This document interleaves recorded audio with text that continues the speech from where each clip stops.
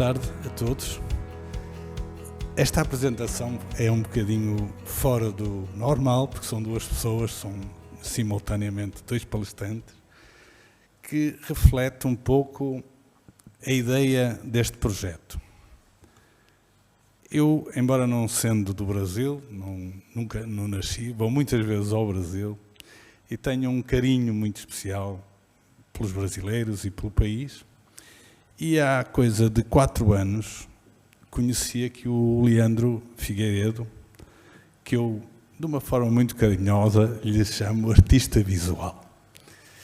E, na verdade, nós, em 2020, trocámos algumas ideias, ele regressou ao Brasil e, passado 3 anos e tal, contactamos para fazer um projeto.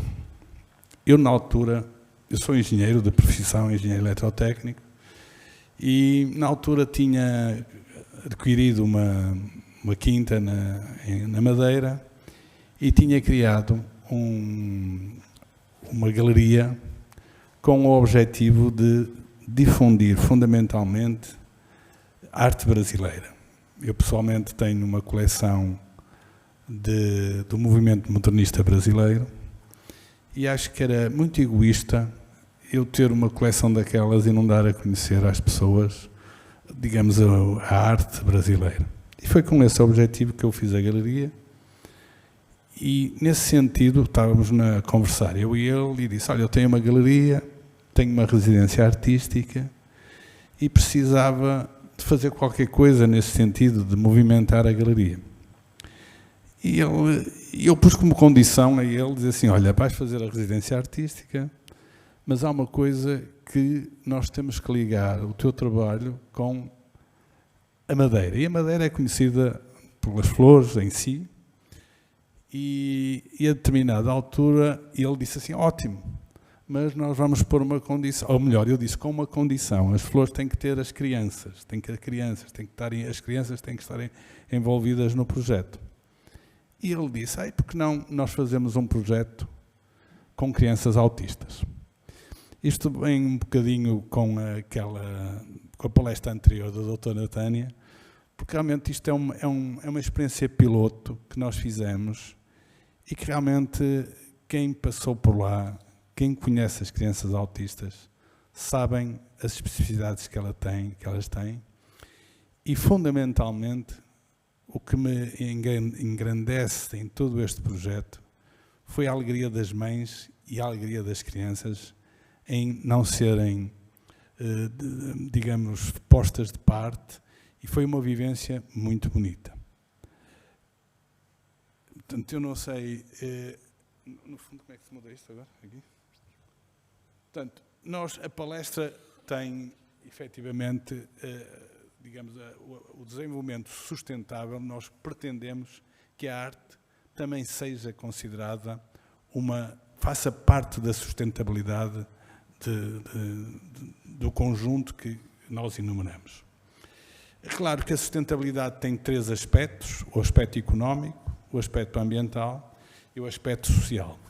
Eu estou muito mais ligado ao aspecto ambiental, porque a minha profissão permitiu-me realmente, nos idos anos de 1987, fazer o primeiro parque eólico em Portugal e, posteriormente, em 96, 97, ter a primeira concessão de energia eólica no Brasil, em São Gonçalo de Amarante, no estado de Ceará. Portanto, a minha função aqui é sempre uma ação muito pragmática ligada ao ambiente. E o facto de o Leandro estar envolvido neste projeto criou, efetivamente, uma situação diferente de juntar uma coisa que à partida até nem funciona muito bem, que é um engenheiro com designer, porque ele é designer. Seguindo...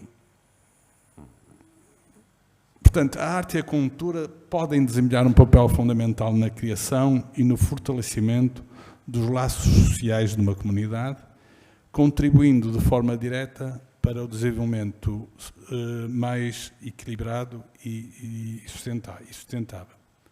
Nesse sentido, eu passaria, onde é que se carrega aqui? Aqui? Pronto. Passaria, digamos, agora numa dupla, que é este projeto teve sempre um objetivo, fazer uma dupla, tanto nos atores, nos pintores, como hoje na palestra. E, portanto, eu vou passar esta fase agora para ele justificar, digamos, esta questão deste slide. Boa tarde a todos. Vamos lá, meu nome é Leandro Figueiredo, eu sou artista visual, formado em design, e há muitos anos já trabalho com arte, respiro arte, vivo dela e sou apaixonado pelo que faço. E meu caminho se cruzou com esse cidadão aqui e juntos trabalhamos nesse projeto. Mas antes de a gente chegar no projeto, que é o caso de estudo que a gente vai falar, é importante a gente frisar as ferramentas que são as ferramentas básicas para a arte e cultura, aí está conectado ao social e ao desenvolvimento sustentável. Tá? Então, uma das ferramentas é a expressão. O artista ou aquela pessoa que pretende entrar para o mundo da arte, ou trabalha no mundo da arte, a expressão da identidade, a diversidade de expressão, ela é uma das ferramentas. Tá? Ela fortalece realmente a cultura de uma cidade, de uma comunidade, de uma nação. Tá? Ela gera consciência crítica, tá? Então, a arte, ela tem essa função de gerar consciência crítica nas pessoas, e numa nação, e numa comunidade, e por aí vamos. E reduz a desigualdade, tá? Que foi o foco desse nosso trabalho em conjunto. Então, ela tem essa quebra, tá, de preconceitos. Tá? E o impacto que ela causa, né? Quando a gente tem essas ferramentas sendo trabalhadas em prol do social, a gente tem ali uma integração social maior, a gente tem um bem-estar e qualidade de vida maior. Vocês vão ver lá na frente como, através dos projetos que a gente fez, melhorou a qualidade de vida não só dos jovens, como da família, volta em torno dela, e fortalecimento de uma identidade coletiva. Tá? Vamos lá. Então, uma sociedade integrada, mais justa, mais coesa, resiliente, reforço que a sustentabilidade não é apenas o sentido ambiental, porque a gente foi chamado para essa palestra falar sobre sustentabilidade. Engraçado, eu entrei no Uber vindo para cá hoje. Você está fazendo uma palestra? Sim, vou dar uma palestra hoje. Vai falar o quê? Eu falei sobre o desenvolvimento sustentável e a arte. Vai falar sobre carro elétrico? Falei, não, vou falar de carro elétrico, mas tá muito, as pessoas pensam muito sempre quando fala de desenvolvimento sustentável, ambiente, economia, e o social cai. Mas o social é a base, os 3 pilares do desenvolvimento sustentável, é o econômico, o ambiental e o social, porque sem um convívio, sem uma integração, sem sem o preconceito, né, que existe ainda muito fortemente, em todos os sentidos, no mundo inteiro, a gente tem que tirar essas coisas para poder ter um mundo realmente sustentável, né? É isso. Vamos lá. Então, e o processo de desenvolvimento sustentável, seja ele através da arte, ou seja, do social, ou do ambiental, ou do econômico, ele parte de processos inovadores. As pessoas têm que sair da caixa. Todo mundo tem que sair da caixa para poder inovar e criar alguma coisa nova. Então, antes de mais nada, para a gente chegar a esse projeto que a gente fez hoje, a gente teve que sair da caixa e sermos capazes de criarmos ideias originais, né? Então, esse é um ponto essencial para quem quer colaborar com um mundo melhor, aí, tendo ideias originais e um mundo mais sustentável. E nesse sentido, nós vamos apresentar alguns slides, alguns diapositivos, da forma como é que os projetos são inovadores. Eu lembro-me que, em 1987, quando eu ainda era engenheiro, Portugal tinha entrado na Comunidade Europeia e houve muitos investimentos estrangeiros aqui em Portugal. E um dos primeiros clientes que apareceu, uma multinacional, foi uma fábrica de sapatos denominada Eco, que era uma multinacional dinamarquesa. E eu tive o privilégio de conhecer o engenheiro responsável pela manutenção, E ele, a determinada altura, disse-me assim: Aurélio, tu tens que ir à Dinamarca porque há realmente lá umas coisas novas, uns cataventos, assim, umas coisas novas que eu nem sei muito bem para que é aquilo.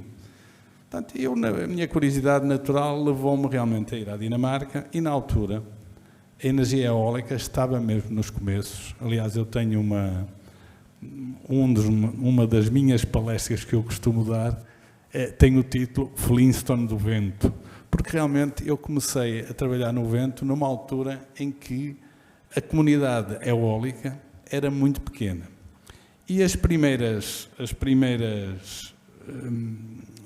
turbinas ou aerogeradores tinham como missão criar energia para os agricultores, porque na altura a Dinamarca era, embora fosse um país avançado relativamente a Portugal, tinha algumas dificuldades na questão de matérias-primas. Então utilizou o vento precisamente para tornar, digamos, aquela parte dos agricultores, todos aqueles agricultores, terem acesso à energia. E este projeto, realmente que data de 1990, eu posso dizer que isto é uma história interessante, porque isto foi feito nos Açores, que é na parte graciosa, e na altura, quando fomos para a Ilha Graciosa, que a maior parte das pessoas não tem ideia, mas os Açores são constituídos por 9 ilhas, e a Graciosa é, a seguir ao Corvo, a ilha mais pequena. E, na altura, as máquinas que foram lá instaladas, não havia grua, precisamente para levantar o gerador, enfim, todos aqueles equipamentos que faziam parte que eram precisos. E então, nós utilizamos uma técnica egípcia, que era com cordas conseguimos levantar o gerador, que na altura foi uma coisa um bocadinho arriscada. Depois, mais tarde, fizemos este parque aqui, que é de 1992, começou em 1992 e terminou em 1994. Portanto, é um parque que ainda está em funcionamento, e é muito parecido com as máquinas que ainda são utilizadas nos Estados Unidos, naquela linha entre São Francisco e Los Angeles. Este parque ainda se mantém em funcionamento, e é, neste momento, o parque em funcionamento mais antigo da Península Ibérica. Depois, isto foi a introdução ou a utilização do vento como energia renovável. Mais tarde, depois da tecnologia estar mais madura, apareceu a energia fotovoltaica. E é nesta perspectiva que eu apresento aqui a Quinta de São João, que tem uma particularidade e que recentemente recebeu um prémio por facto de ser um projeto que conseguiu manter todas as características de uma quinta madeirense, não degradando e não alterando o aspecto da quinta, e conseguindo ter realmente alguma sustentabilidade em termos de energia. Eu posso dizer que a Quinta de São João, em termos energéticos, quando fala de energético, falamos em termos de eletricidade, é completamente independente, portanto autónoma, tanto em eletricidade como em água. E água porquê?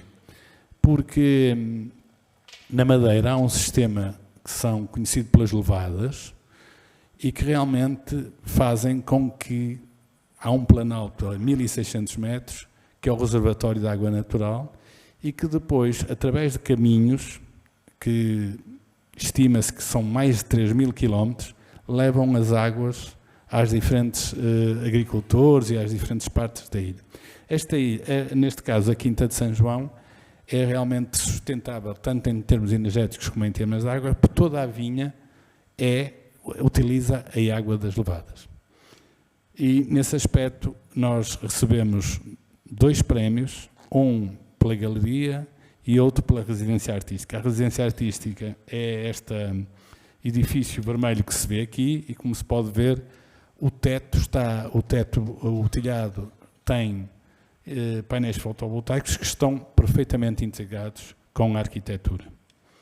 Aqui é o arquiteto responsável pela obra e ao receber o prémio, e aqui nós temos o prémio da galeria. A galeria foi inaugurada o ano passado e, como vocês podem ver, aí talvez não se consiga ver, é que tem aqui uma série, tem perto de 40 e tal quadros de pintores brasileiros do movimento modernista, desde Tarsila, Panchetti, enfim, uma série de Cavalcanti, enfim, tem vários artistas, tem uma relação muito, muito interessante de artistas brasileiros que fizeram parte do movimento modernista brasileiro de 1922. Uma curiosidade que talvez seja importante é que a inauguração da Quinta e da Galeria coincidiu exatamente com duas datas que foram fundamentais: os 100 anos do movimento modernista brasileiro e os 200 anos da independência do Brasil. Daí, digamos, o meu carinho muito especial que tenho pelo Brasil. Há aqui pessoas que eu sou particularmente amigo, fruto de uma relação que foi feita no início da construção desta casa, e essa pessoa está aqui presente, que é o professor Jorge Bento, que é um especialista, digamos, eu penso que é das pessoas que eu considero que melhor conhecem o Brasil, não só o Brasil, e a parte Goa também conhece muito bem, e que foi ele, paulatinamente, que me foi apresentando a algumas pessoas de quem eu hoje tenho o prazer de ser amigo. E agora é a tua vez, faz favor.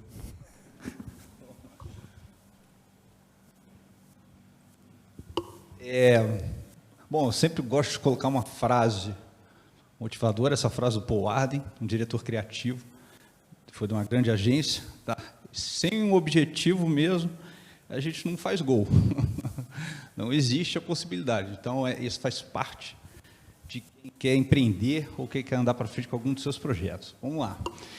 E como o Aurélio falou, você vê como que a arte ela tem essa capacidade de conexão forte. Um engenheiro elétrico, amante da arte, e eu, um designer, apaixonado pelos meus desenhos. Você pode ver cada um desses slides, aí tem um desenho que eu coloco.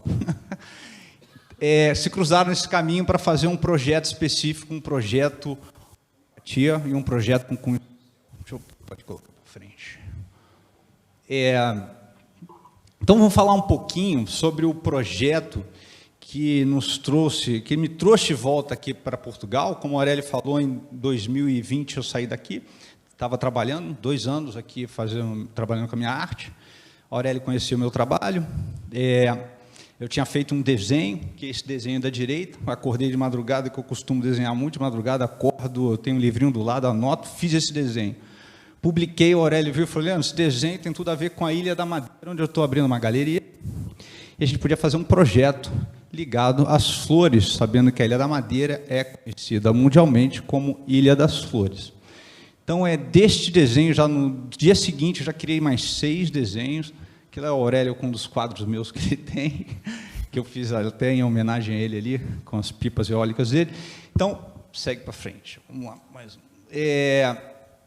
Esse projeto, então, ele iniciou já lá em 2020. 2023, eu estava no Brasil. Aurélio, vamos tocar o projeto em frente? Vamos. E é legal colocar esse movimento. Eu lembro que muitas pessoas me perguntam, porque o projeto foi um projeto que a gente vai falar sobre os 2 objetivos dele, foi um projeto de inclusão. A gente colocou autistas, jovens autistas. O Aurélio deu a ideia de colocar crianças, falei, vamos colocar autistas. E muitas pessoas perguntam: Leandro, por que autistas? Você tem filho, alguma coisa? Eu falei, precisa disso, para a gente ter empatia, olhar de alguém? Eu lembro que eu estava no meu ateliê em Botafogo, no Rio de Janeiro, saí na porta de manhã tomando café, tinha uma criança de 12 anos, mais ou menos, olhando meus desenhos na parede. A mãe perguntou: esses desenhos são seus? Eu falei, são. Minha filha adora, toda vez que ela vem aqui, ela fica olhando seus desenhos. Eu falei, posso falar com ela? Ela falou, pode. Ó. Ela veio no meu pé de ouvido e falou, o nome dela é Alice, ela tem autismo, ela geralmente no olho. Deixa comigo. Fui lá, agachei, conversei com ela, olhava para cá, olhava para lá, virava para cá. Eu falei, você gostou dos meus desenhos? A Alice ficou para lá.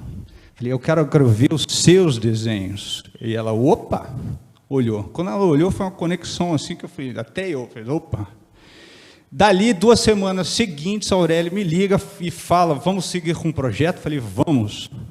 Ele fala, vamos incluir crianças? Eu falei, claro. E vamos incluir jovens autistas, Aurélio. Então, é bom, vamos em frente e fomos. Esse projeto, então, ele tem a temática das flores, colher das flores, porque eu acredito que as flores, como todos nós, seres humanos, cada uma delas tem o seu movimento, sua forma de expressar as flores através do cheiro, principalmente, e através dos movimentos, que a gente não percebe, mas elas se percebem. E os jovens, principalmente os autistas, eles têm as formas de se expressarem, de se comunicarem, que a gente tem que entender para uma convivência, mas porque eles sofrem muito bullying na escola, né? Então, se a gente entende esses movimentos, por isso que a gente fez essa brincadeira com essa temática das flores. Segue. Então, esse projeto foram 2 meses de residência artística, tá, com 2 objetivos aí. Primeiro, objetivo principal, que é trabalhar a inclusão do jovem autista através do jovem não autista. Como eu falei anteriormente, onde eles sofrem maior bullying é na escola. Então, por que a gente não começa a semear de baixo? Então, semeando de baixo, porque a minha visão de trabalho com a minha arte não é um mero desenho, é passar conhecimento e ajudar de alguma forma. E foi o meu propósito com esse projeto, porque eu não quero modificar a cabeça de adulto, mas eu posso semear coisas boas nas crianças, porque são eles os futuros do nosso desenvolvimento sustentável. Então, e o segundo objetivo foi angariar fundos com o leilão de todas as obras, para ajudar uma associação que trabalha com jovens autistas na Ilha da Madeira, chamada Os Grandes Azuis, e foi como seguimos. Então, a dinâmica do projeto foi muito interessante. 6 jovens, 2 autistas, uma menina de 12 anos, espectro 1, e uma menina de 23 anos, espectro 3. Tá? Primeiro dia de dinâmica, foram 2, 3 dias de semana que eu trabalhava com eles. Primeiro dia estavam 6 jovens, as mães, a psicóloga, todo mundo sentado. Eu falei, gente, eu gosto de começar o dia com uma frase motivadora. Alguém pode me dizer uma frase? Todo mundo quieto. Francisca, 12 anos, abaixado. Falei, se ninguém escreve, eu vou escrever. A Francisca pega e fala, eu faço. E aí Francisca me escreve isso. Se a vida está amarga, agite, porque o açúcar pode estar no fundo. Foi assim que começou. Eu falei, começamos muito bem. Tá? Segue, frente. Então, isso aí é a residência artística. Eu trabalhava muito ali na frente com eles. Essa é a Francisca. Tá? Pode ir passando. Tá? Aqui é a dinâmica com eles, com os jovens. Eu estava muito com eles, pedia muito. Eu tenho meu formato de trabalho livre, solto. Eu não podo nada, eu deixo eles usarem qualquer tipo de formato de criação que eles queiram. Eu quero que eles botem ideias que estão lá dentro e não quero que eles desenhem para mim. Então, até que eu exigi para eles, falei, eu não quero que ninguém mostre tecnicamente se sabe desenhar ou não estou preocupado com isso. Eu quero que vocês saibam tirar o que tem aqui de dentro e expor de alguma maneira, seja através de um papel com a caneta, ou seja através de uma interpretação que seja, tá? Mas eu quero ideias. Tá? Então, ali a gente vê, ali é a Catarina, 23 anos, espectro alto, ela tem dificuldade motora, ela precisa de um adulto para estar acompanhando, ali é a psicóloga, e aqui do lado, Joana, uma menina dos Açores, não caminha dentro do espectro autista, trabalhando junto com Catarina. Isso é integração. Isso é legal. Vai. Ali eu trabalhando com as duas, com a Francisca e com a Catarina, eles têm, como falei no início, movimentos diferentes, a gente tem que entender o movimento. Então, a dinâmica com eles, às vezes, eles não queriam fazer nada. Você tem que respeitar o movimento deles. Agora, tinha dia, a Catarina, nesse dia, falou, hoje eu quero desenhar. E aí eu desci papel, desci, sentei com ela, fui desenhando, fazendo coisas com ela. E aí uma empurra a outra, daí a Francisca vê uma fazendo e faz também, e as outras 4 que não caminham dentro do espectro autista falam, também vamos fazer. Então, é um movimento muito dinâmico. Então, aí já é a turma trabalhando, a Joana trabalhando junto com a Catarina, a Francisca, E aí, por aí vai. E são algumas fotos do trabalho em conjunto, Catarina ali, é uma atenção sempre especial, mas mais centrada. Às vezes, quando eu parava com ela, eu me divertia com ela. Vamos. Pode ir passando. Então, são algumas fotos do projeto, tá? E Francisca sempre me surpreendendo quando ela manda essa frase. Eu falo, Francisca, manda uma para hoje. Ela fala, Leandro, pessoas boas são difíceis de achar, é com ouro. Então, são as pérolas de Francisca. Vou escrever um livro dela. Vamos em frente. Resultado do projeto. Então, agora vocês vão ver o resultado de um projeto, de um trabalho com 6 jovens, onde a gente produziu, eram para produzir 15 obras de arte, produzimos 19, sendo que tem obras em dupla, porque essa inclusão faz necessário eles estarem trabalhando juntos. Então, a gente vai ver obras em duplas, obras deles, individuais e individuais minhas também. Tá? Essa é a obra da Catarina. Catarina, 23 anos, espectro de autismo 3. Nunca desenhou. Ela me faz isso. Volta lá, Aurélio, volta. Aí. Fez essas 2 obras. Uma que ela chamou Meu Sol a Brilhar, na verdade, e o Intensamente. E assinou. Esse quadro tem 1 metro. Pode seguir. Essa é a obra de Francisco. Isso é importante, porque... Vamos lá. Importante essa obra. Por quê? Para um leigo, ele para e olha e fala, aquele desenho da direita, nossa, é um rabisco com bolinha, traço. Esse da direita é uma girassol. Esse foi o primeiro trabalho que a Francisca fez para mim. Foi um trabalho que ela quis mostrar para mim, ela sabe desenhar. Qual é a capacidade dela técnica. Ela quis mostrar para mim algo, e mostrou, fez. E eu, durante as dinâmicas, eu falei, eu quero mais dessa menina. E um dia eu estava sentado trabalhando, olhando eles, ela sentou na minha frente, agachou, Leandro, eu estou emburrecida. Eu falo, Francisco, você está emburrecida? Me incomoda, a Catarina grita, eu estava hoje lá na escola, as pessoas ficam gritando, porque eles têm incômodo com barulho. E o grito me incomodou. Falei, botei um papel desse aqui na frente dela, um A3, desenha esse grito, Francisco. Ela me olhou assim, opaco. Expressa o seu grito através de um gráfico, sei lá o que você vai fazer, mas coloca aí para mim. Ela abaixou, ela conectou, pegou um papel e pum, fez esses 2 desenhos. No final, eu falei, agora, Francisca, me fala sobre isso, quero que você explique. Eu falei, Leandro, é o seguinte, aqui no amarelo, aqui no meio azul, é o grito. O amarelo é como eu protejo esse grito, porque me incomoda e eu protejo ele. Eu falei, em cima é a sombra, que quando eu protejo esse grito, me gera. 12 anos. Tá? A gente tem que estar muito atento a esses jovens. Esses jovens, eles vêm, se a gente não sabe olhar com eles com atenção, a gente vai sair no mero desenho, não vai sair na expressão, que aquilo é arte. Vai. Trabalho de Catarina, 23 anos, espectro autíssimo, com Joana. O trabalho que elas fizeram. Na verdade, a Joana nem mexeu muito, a Joana olhou para mim e falou, Leandro, está tão legal o trabalho que a Catarina fez, ela colocou de novo o sol, que você vê por baixo, amarelo, trouxe uma sombra para frente. A gente tem maior dificuldade no aspecto 3, porque eles caminham muito do consciente e o inconsciente, estão sempre cruzando muito ali, então era mais difícil interpretar, mas dá para ver muita coisa. Eu conheci ela um pouco. Tá? Aqui é um trabalho da Larissa, que é uma brasileira, que não caminha no espectro autista, junto com a Francisca, 12 anos, aspecto 1. Tá?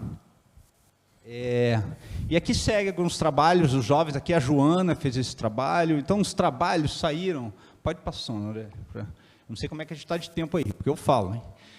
Aqui é o trabalho da Larissa, uma brasileira, porque o trabalho deles, eu centrei na flor, na temática, e num dia de uma flor, então vocês veem trabalhos no final de tarde, madrugada de uma flor, tá? E segue, tá? Vamos lá. Pode ir seguindo aí. Aqui foram minhas obras, eu fiz 6 obras para esse projeto, a inicial foi aquela, né, como eu falei, e na verdade eu fiz uma brincadeira de um personagem meu em conversa com as flores, com uma flor, né, é atemporal, A gente não sabe, aquela provavelmente quando eles se encontraram pela primeira vez, rola a timidez de ambas as partes, aquele reverenciando ela, aqueles trocando uma ideia, tanto é que chama 2 dedos de conversa, e por aí vai, tá? Então foram 6 obras que eu fiz de uma pessoa interagindo com uma flor.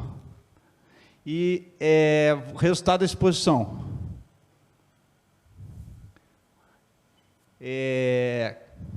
Aqui foi na Porto Santo, foi a primeira. Na verdade, a exposição que a gente fez foram 4 exposições itinerárias, que foi ótimo.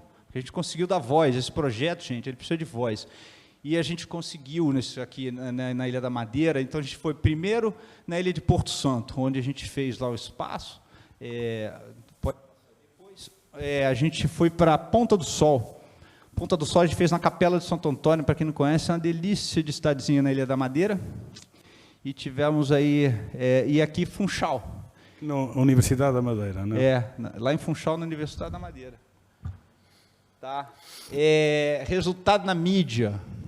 A gente saiu aí praticamente em rádio, televisão, jornal, papel, e por onde foi, davam voz, eu ia e falava. Então, aqui a gente teve entrevista no programa do RTP, Casa das Artes, a gente teve ali jornal Diário de Notícias, uma página inteira, a gente foi num outro programa de televisão, tá? Seja, ele teve voz necessária dentro daquela ilha. Mais uma. Tá? O resultado, o impacto, isso aí foi essa semana, frase, Sandra, mãe da Francisca, 12 anos, escreveu, como é que está a tua filha, Sandra, como é que está a Francisca? Ela me escreve isso. Quer dizer, impactou sensivelmente, não só na Francisca, como nos outros jovens de volta, como na mãe, como nos professores, como no teu redor. Então, foi um projeto de 2 pessoas que mexeu com, pelo menos, diretamente, com mais de 50 pessoas, se a gente for fazer a conta. Então, acho que se a gente começa por um pedacinho, se cada um faz uma parte, foram 50 meus com ele. Se cada um faz uma partezinha que sejam 10 pessoas de cada um aqui, quantas pessoas a gente atinge, gente? A gente tem que parar de achar no grandismo, pensar no minimalismo, de vez em quando, para criarmos as nossas ações, senão a gente fica só no devaneio, não nos sonhos que a gente pode realizar. E aí foi o final. Nós acabamos por leiloar as peças que foram produzidas pelas crianças e pelos jovens. Curiosamente, 6 destas peças foram para o Brasil e 13 foram vendidas na Madeira, em Lisboa, no Porto.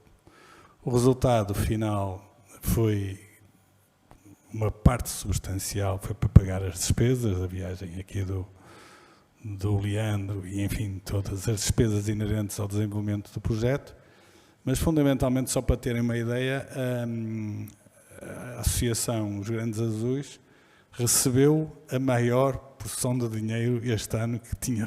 Portanto, para eles foi fantástico. E aqui esta figura, esta foto, representa a alegria da Francisca e da mãe da Francisca, porque realmente eu notei, embora eu não sou artista, mas tenho, como qualquer ser humano, emoções, e realmente uma pessoa fica com a pele como uma galinha, como se costuma dizer, quando se vê a alegria destas crianças e fundamentalmente das mães, porque realmente quem tem uma criança destas é um problema grande no seu dia-a-dia.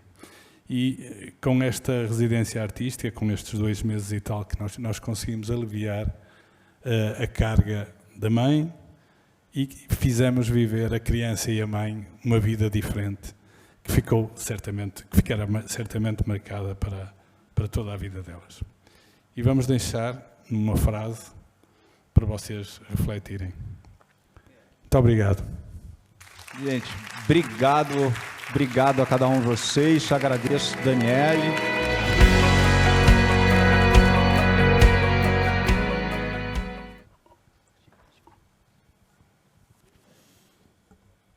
Nesse momento, nós vamos abrir para as perguntas, 1 minuto para cada pessoa. Nós temos 15 minutos para as perguntas. Alguma pergunta? Por favor. Só uma dúvida. O Leandro falou que a muito inspiradora, né, do projeto foi a Alice, e eu me ressenti de não ver a Alice no final da história, ou ela só realmente mostrou o caminho do coelho branco para descortinar. Eu queria saber se ela participou também do restante do projeto. Não, boa pergunta. Alice existe. Alice está no Brasil, eu nunca mais conectei com a Alice, porque logo na sequência eu saí de lá, mas eu pretendo, porque ela consulta, a casa do meu ateliê fica ao lado de um consultório onde ela faz fonoaudiologia. Então eu pretendo, quando eu voltar ao Brasil, reconectá-la, porque acho que é importante até a mãe saber o que respingou uma ação de uma mãe, que a mãe poderia ter barrado, falado nada, a mãe dela foi super solícita ali, me viu, enfim, então a Alice existe, sim, a Alice, como você disse, mostrou o caminho ali da toca do coelho. Obrigado, agradeço aqui. Mais alguma pergunta?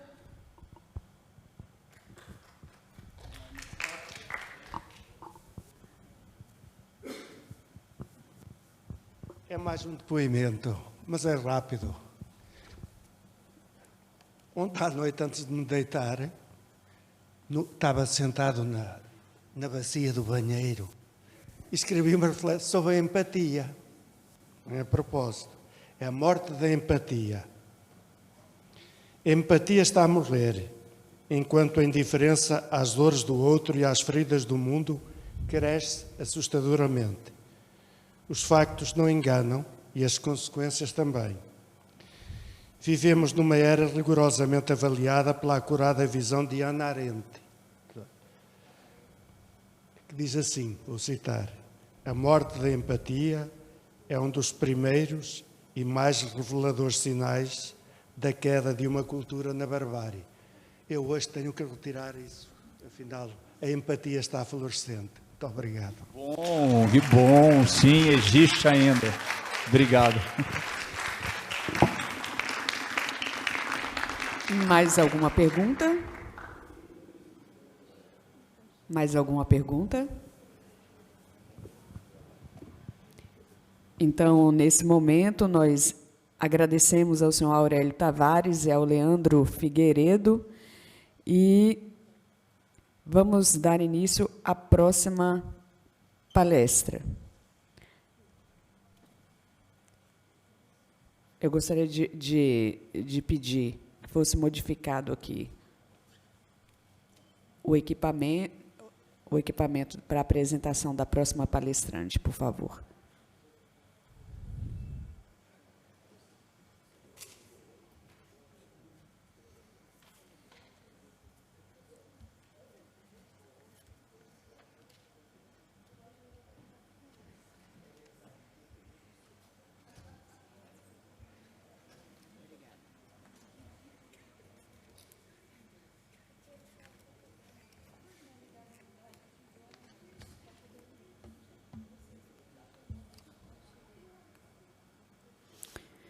Eu gostaria de chamar ao palco a nossa próxima palestrante, a senhora Lenora de Castro Barbo, doutora em Arquitetura e Urbanismo pela Universidade de Brasília.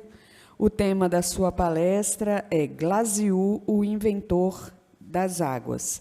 A senhora Lenora de Castro é doutora em Arquitetura e Urbanismo, especialista em reabilitação ambiental sustentável, arquitetônica e urbanística pela LASUR, UNB, consultora legislativa na área de desenvolvimento urbano, rural e meio ambiente da Câmara Legislativa do Distrito Federal, CLDF, organizou os livros... Só um momento aqui que não está dando para ver direito.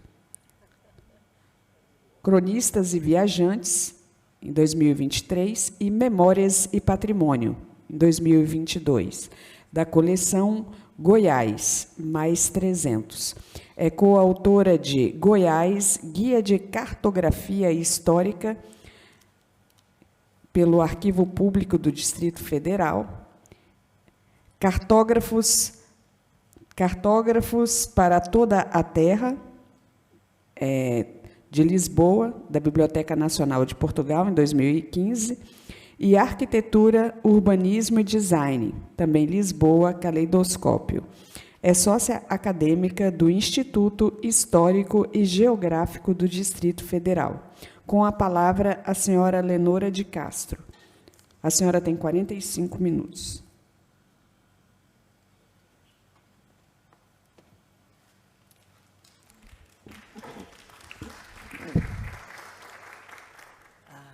Perfeito. Boa tarde a todos. É uma honra para mim participar desse evento. Agradeço mais uma vez a curadora Daniele pela oportunidade e vou falar aqui sobre Glaziu, um personagem um pouco esquecido e fundamental para que Brasília esteja exatamente onde está.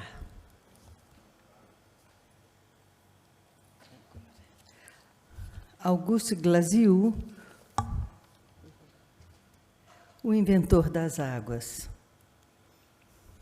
Entre as ilustres personalidades que deixaram testemunhos sobre o antigo território de Goiás, onde hoje se localiza Brasília, destaca-se o botânico Auguste François-Marie Glaziu, que, a partir do seu profundo conhecimento técnico e perspicaz senso de observação, foi peça fundamental para a radical transformação da paisagem da região do centro-oeste do Brasil. Glaziu despertou para a botânica por meio do ofício de seu pai, agricultor, e em função do convívio com o velho agrimensor de sua cidade natal.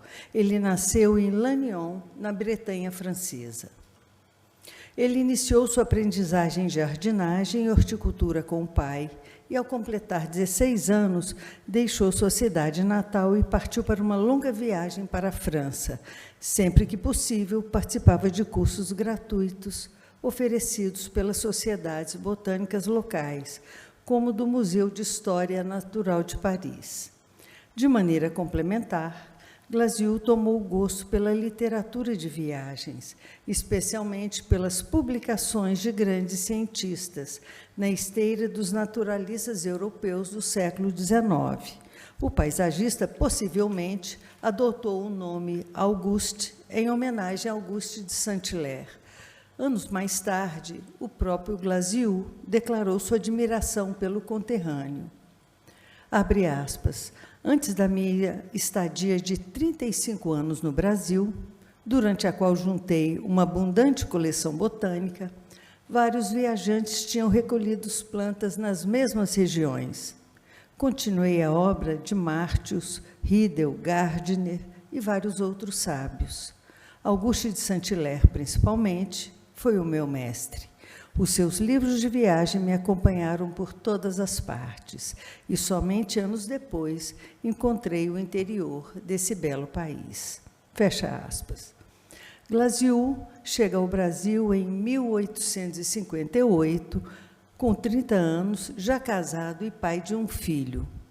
Chegou como simples imigrante e com recursos quase insignificantes, de maneira que seu começo foi muito penoso. Teve, durante algum tempo, de viver na aventura, exercendo diferentes ofícios, até mesmo o de amolador, pelas províncias brasileiras.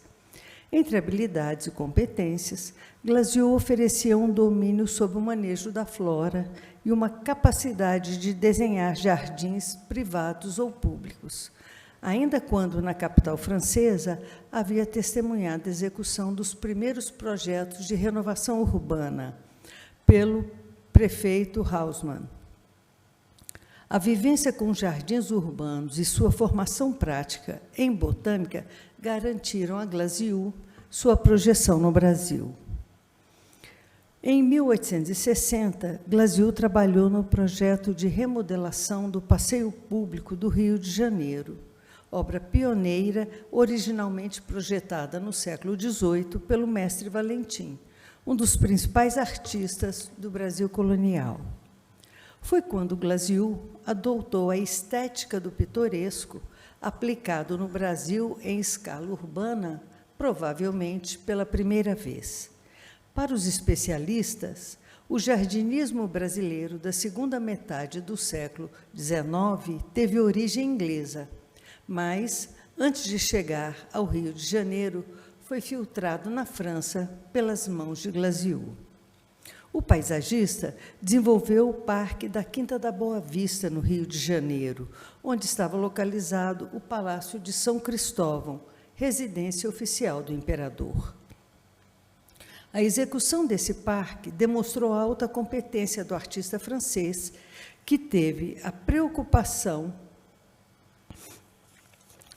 de representar os espécimes da flora brasileira, agrupando-os de acordo com a zona climática a que pertenciam. O sucesso obtido com os jardins realizados garantiram uma maior aproximação com Dom Pedro II, e cargos como de diretor privativo dos Jardins Imperiais da Quinta de Boa Vista e de Petrópolis, e de diretor-geral das Matas e Jardins da Casa Imperial. Glasiou também colaborou com o administrador da Floresta da Tijuca. Sob a coordenação do paisagista francês, a Floresta da Tijuca foi transformada em um belo parque, repleto de recantos e áreas de lazer, valorizando seus acidentes naturais, como as grutas, cascatas e caminhos sinuosos. Glasiou conhecia perfeitamente a floresta, já que nela arborizava regularmente. Para Maria Anita Souto, ex-secretária de Meio Ambiente do Rio de Janeiro, a base da arte de Glasiou era feita de terra, areia, cimento, pedra, água e plantas. Estas, usadas como esculturas vivas, eram um elemento fundamental na composição da paisagem, onde surgiam colinas, vales, lagos e ilhas. Abre aspas. Jardim de prazeres. Seu jardim paisagístico, mar de sensações desvendadas que se intercalam, surpreendente nos diversos percursos, múltiplas escalas, matematicamente construídos em um falso displicente arranjo, onde os elementos, ergométricos e urbanizados, aparentemente simples ornamentos, todos têm função prática. Nada é excessivo, ainda que exuberante. Fecha aspas. Roberto Buller Marx, artista brasileiro que alcançou renome internacional como um dos principais paisagistas do século XX, expressou em várias oportunidades a importância da ação inaugurada pelo mestre francês. Na década de 60, ao tempo em que nascia Brasília, ao palestrar sobre a história da botânica e da horticultura, Buller Marx ressaltou, abre aspas, no Segundo Império, situa-se um novo período com Glasiou, cuja presença se faz sentir até hoje por meio dos trabalhos que deixou, em que associou plantas importadas dos grandes cultivadores europeus e plantas da flora nativa. A Alameda das Sapucaias, na Quinta da Boa Vista, pela sua beleza intrínseca e capacidade de persistência no tempo, mereceu a admiração de sucessivas gerações.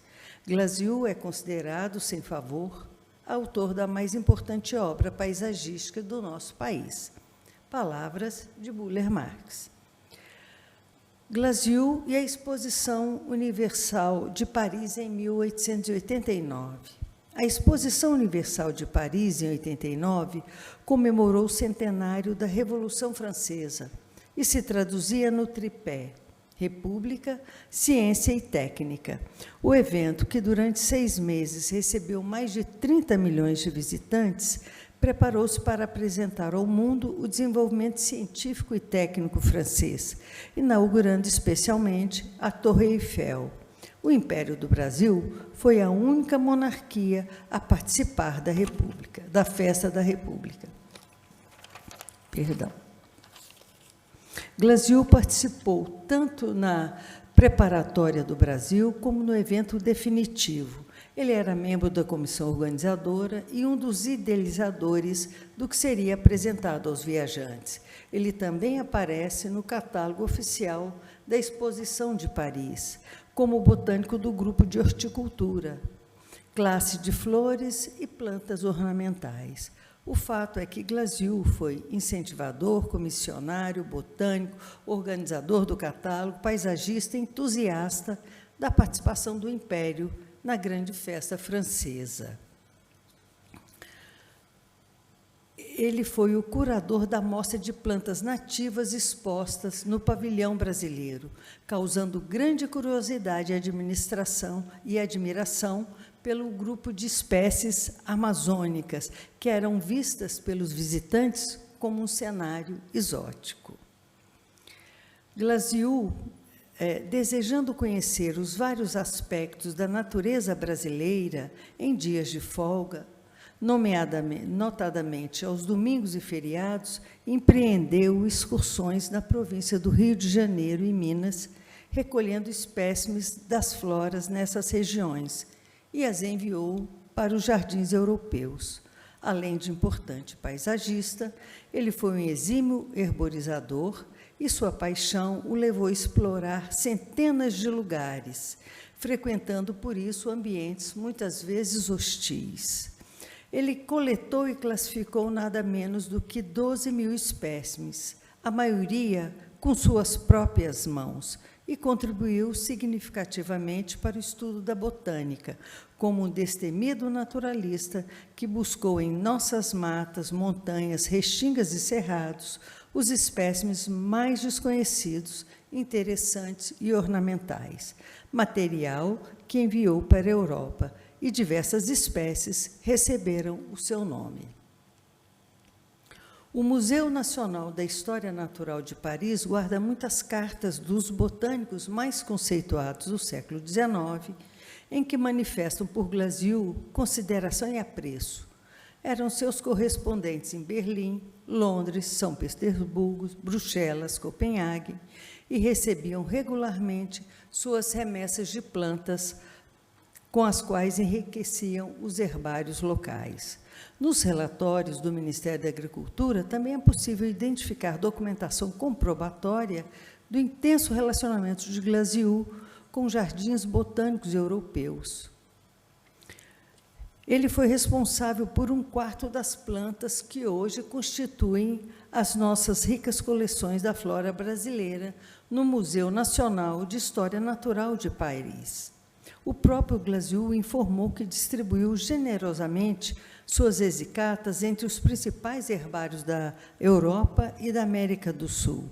Essa ampla distribuição contribuiu para estabelecer suas determinações e foram divulgadas em muitas publicações da época, além do espaço naturalmente muito importante que ocupam na obra magistral de von Martius, A Flora Brasiliensis. A sua intervenção junto ao imperador Dom Pedro II foi crucial para o financiamento do grande projeto da Flora Brasiliense, iniciado por von Martius e que só foi concluído 1 ano após a morte de Glasiu. Em 1867, para a continuação da Flora Brasiliense, von Martius não tinha nada além de ínfimos recursos e escrevia, então, a Glasiu cartas absolutamente desesperadoras sobre a obra gigantesca que ele tinha empreendido e que podia ali finalizar. Glasiu, por sua vez, demonstrava seu compromisso para assegurar a conclusão da Flora Brasiliense, e ele, então, solicitava recursos junto a Dom Pedro II, no que era atendido. Em contrapartida, von Martius envia uma carta para Glasiu, onde reconhece o botânico como importantíssimo para o trabalho que ele fazia. E ele, então, diz, abre aspas, é com sumo gosto que anuncia a Vossa Excelência que a Imperial Academia Alemã tem nomeado o senhor como doutor em filosofia, pelos serviços eminentes que tem prestado e continua a emprestar à botânica sobre seus estudos de vegetação no Brasil. O texto, publicado pela revista do Museu Nacional, diz em seu último parágrafo: nomeamos-te solenemente doutor em filosofia e proclamamos essa dignidade conferida pela Academia Imperial Alemã. O reconhecimento científico e acadêmico de Glasiou foi acompanhado por uma série de publicações de sua autoria. Ele chegou no Brasil como tanoeiro, era assim que ele se classificava, um construtor de barris, e conseguiu chegar a doutor em filosofia pelos trabalhos de botânica expressivos e maravilhosos que ele realizou durante os seus 35 anos aqui. A participação de Glasiou na Comissão Cruz. Agora começamos a chegar em Brasília. No final do século XIX, por determinação do governo do Brasil e sob a chefia do diretor do Observatório Astronômico do Rio de Janeiro, Luiz Cruz, foram realizadas 2 expedições ao Planalto Central. A primeira, em 1892 a 1893, denominada Comissão Exploradora do Planalto Central do Brasil, com a missão de explorar o Planalto Central. E nesse território, demarcar a área reservada para o futuro Distrito Federal.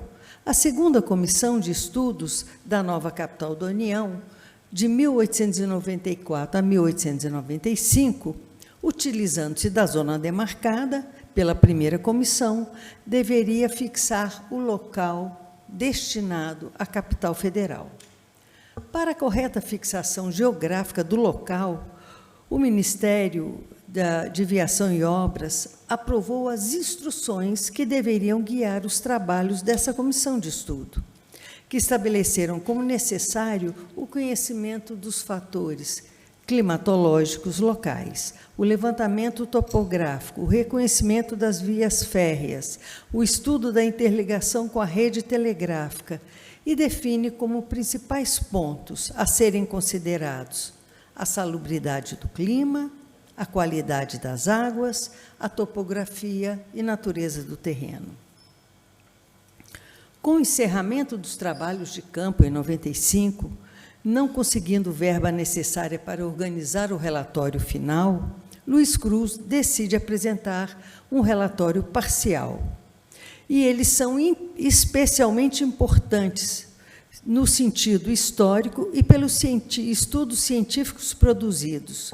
Trata-se da primeira descrição particularizada do sítio da nova capital. A operacionalização dos trabalhos da comissão de estudos seguiu a mesma metodologia da primeira comissão, com a criação de grupos de trabalho com tarefas bem específicas. Foram instituídas 5 turmas, cujos chefes haviam participado da comissão anterior. E, além da competência técnica comprovada, conheciam bem o Planalto Central. Os 5 chefes de turma eram engenheiros, 4 deles com formação militar. Glasiou era o único botânico e pisava pela primeira vez nessa região.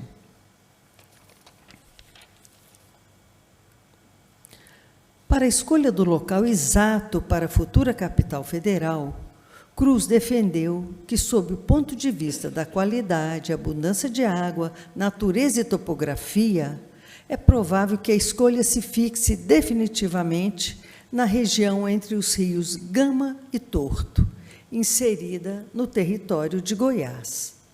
Para patrocinar com segurança o local já demarcado pela primeira comissão, Cruz se sustentou, além dos seus próprios estudos e impressões, nas anotações e no relatório de Glasiou, cujo parecer ele reputava valiosíssimo. Em 1893, o Glasiou assumiu a função de diretor dos Jardins Públicos e Arborização e Florestas do Rio de Janeiro, desenvolvendo o inventário das espécies vegetais existentes na cidade. Tal atividade foi, em parte, eclipsada em função dos trabalhos por ele realizados na comissão de estudos.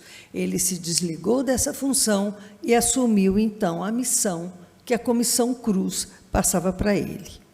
Durante a realização dos estudos em loco, para maior aproveitamento dos trabalhos, sob o ponto de vista econômico e técnico, Cruz resolveu mandar acompanhar todo o pessoal em um ponto central da região demarcada, em torno do qual pudessem desenvolver os trabalhos. O botânico francês viveu nesse acampamento da comissão e se impressionou profundamente com a paisagem. Abre aspas.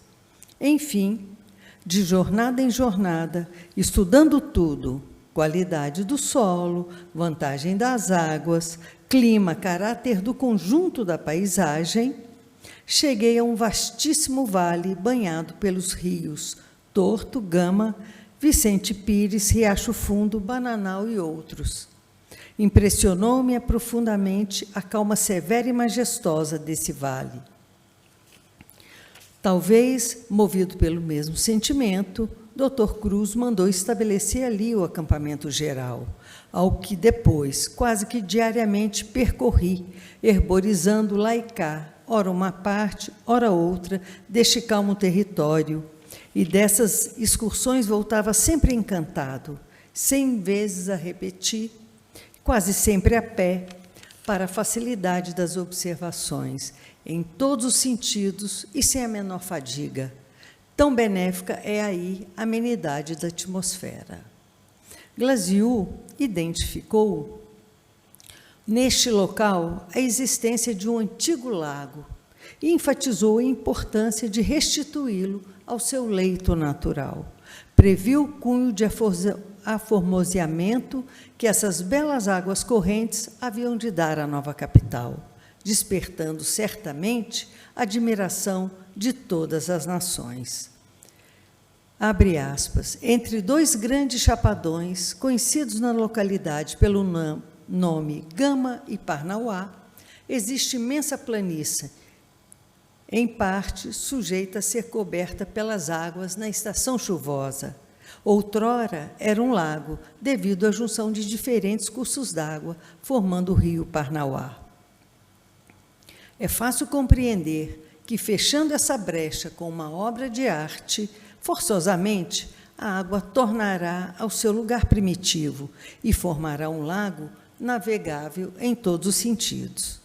A construção da barragem, no local sugerido por Glasiou, se iniciou em 1957.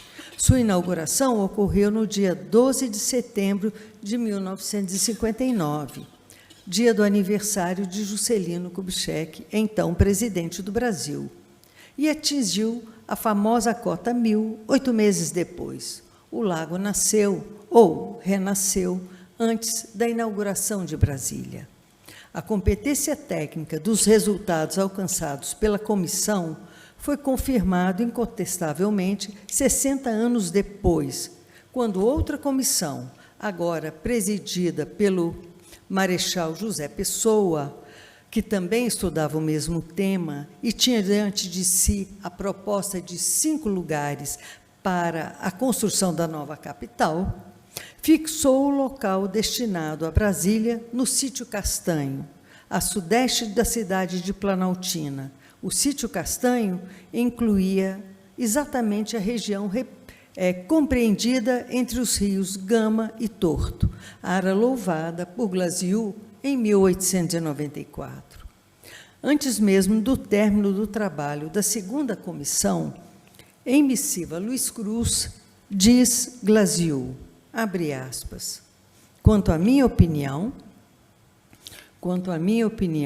formada desde já, é com a mais franca convicção que vos declaro que a perfeita salubridade dessa vasta planície, que não conheço no Brasil Central lugar algum que se lhe possa comparar em bondade, Ao terminar essa resumida apreciação, não posso deixar de externar-vos quanto é para desejar a possibilidade de que algum estadista venha aqui ajuizar o que nós vemos juntos e das vantagens que o progresso industrial e social do país oferece ao Planalto Central.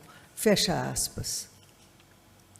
Nos últimos anos, antes de se aposentar, Glazio, como destacado membro da Comissão Cruz, fez uma grande excursão botânica e ele andou, em média, 5.000 quilômetros. Como resultado, ele nos legou 2 documentos específicos. O resumo numérico das espécies de plantas, em que ele apresentou as espécies pertencentes às plantas colhidas no Planalto Central, e que dava uma ideia da riqueza floral e admirável dessa região.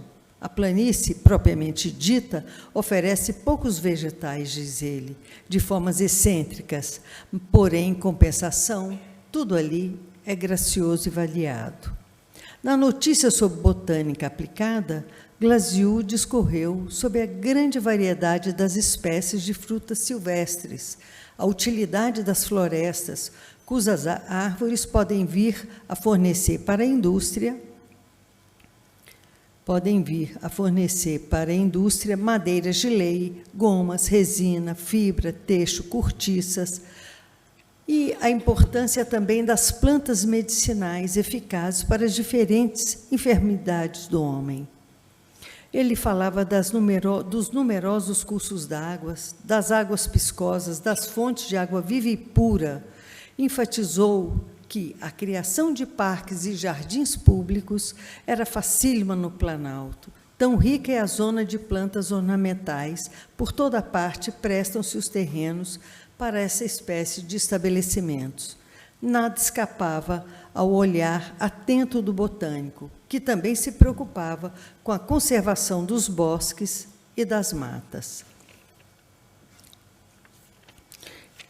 Abre aspas, que seria do novo Distrito Federal de Goiás se desde já o Estado não cuidasse dele mais seriamente, promulgando leis severas, tendo por fim a perpétua conservação de suas florestas?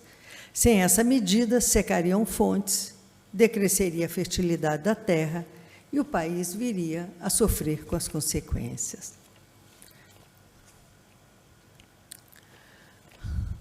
Brasília, patrimônio mundial há 37 anos.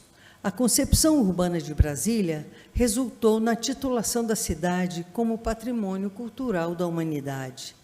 Mas, mais do que isso, o Distrito Federal é patrimônio mundial 2 vezes, cultural e ecológico. O Plano Piloto de Brasília foi declarado Patrimônio Cultural da Humanidade pela Unesco em 1897 e, em 1994, novamente pela Unesco, o Distrito Federal foi reconhecido como reserva da biosfera do Cerrado.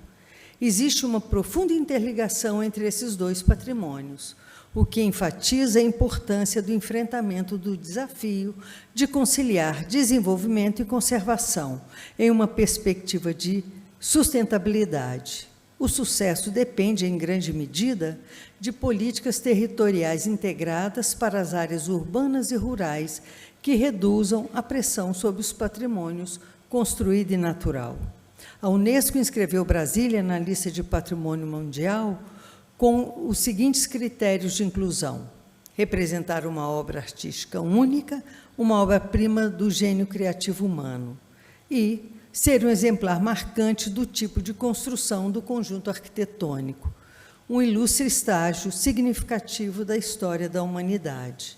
Por outro lado, muitos foram os motivos que levaram à criação da Reserva da Biosfera do Cerrado, pela riqueza singular da sua biodiversidade, por ser um dos biomas mais ameaçados, pela ausência de zoneamentos ambientais adequados, por abrigar nascentes dos rios brasileiros que abastecem as bacias do Amazonas, São Francisco e Prata. Essa região é o divórcio aquário do Brasil, um fenômeno geográfico e hidrográfico excepcional. A reserva da biosfera nasceu dentro do programa O Homem e a Biosfera. O princípio que rege esse programa considera que não se pode proteger o meio ambiente sem primeiro resolver os problemas do homem. O homem é a parte integrante da vida na Terra e, portanto, é imprescindível melhorar o seu relacionamento com o meio ambiente.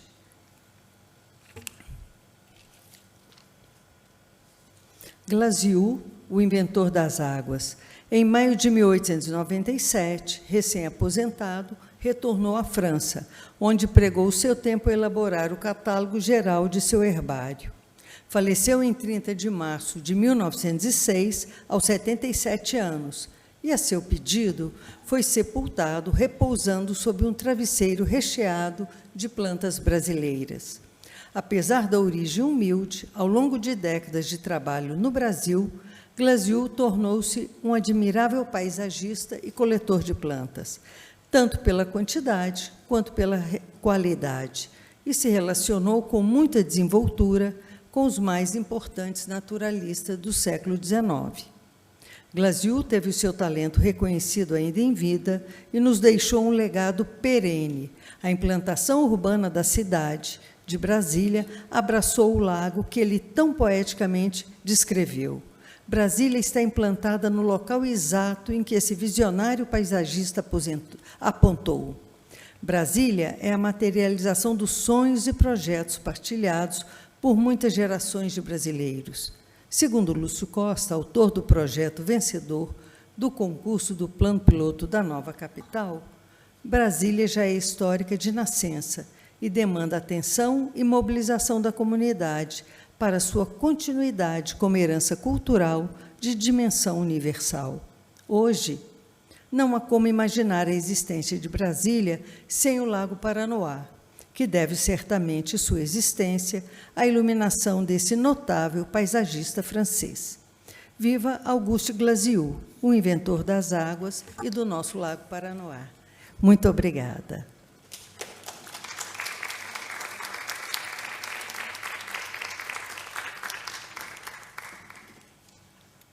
Obrigada, senhora Lenora Barbo. Nesse momento, eu abro para as perguntas. Cada pessoa tem direito a 1 minuto para formular a sua pergunta. Alguma pergunta?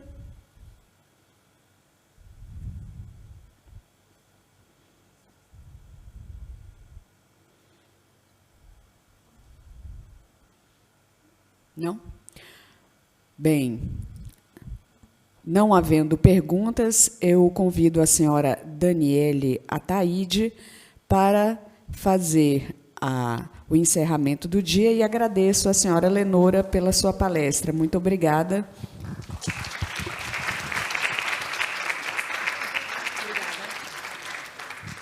Gente, boa tarde. Queria agradecer a presença de todos. São 3 dias, né, de bate-papo. Hoje, nosso dia foi de turismo e sustentabilidade. Tivemos 5 palestras. Quero chamar aqui comigo o professor Mento. Vem cá, professor Jorge Mento. E, mais uma vez, eu quero agradecer ao professor, toda a parceria que ele teve. Estava até conversando com a professora Gisele, reitora da Universidade Newton Lins agora, que o professor Jorge Bento é um agregador, ele reúne pessoas das mais diferentes, pessoas das mais diferentes. E é o que está acontecendo aqui. Então, assim... Quase gente, que vou acreditar. É verdade. Então, até amanhã, vamos aproveitar um pouquinho do porto, o sol ainda está bonito, dá para fazer um passeio bacana. E amanhã é o nosso dia de CPLP e lusofonia. Então, a gente começa com uma mesa muito importante, que o professor Jorge Bento vai receber os convidados, professora Marisa, professora Gisele, professor Petrilson, o embaixador Juliano, da CPLP, que vai estar presente. Então, é um dia bastante agitado. E à tarde, as palestras. É isso. Vamos bater forte. Isso. Então, boa tarde. Um abraço para todos. Está encerrado o dia de hoje. Obrigada.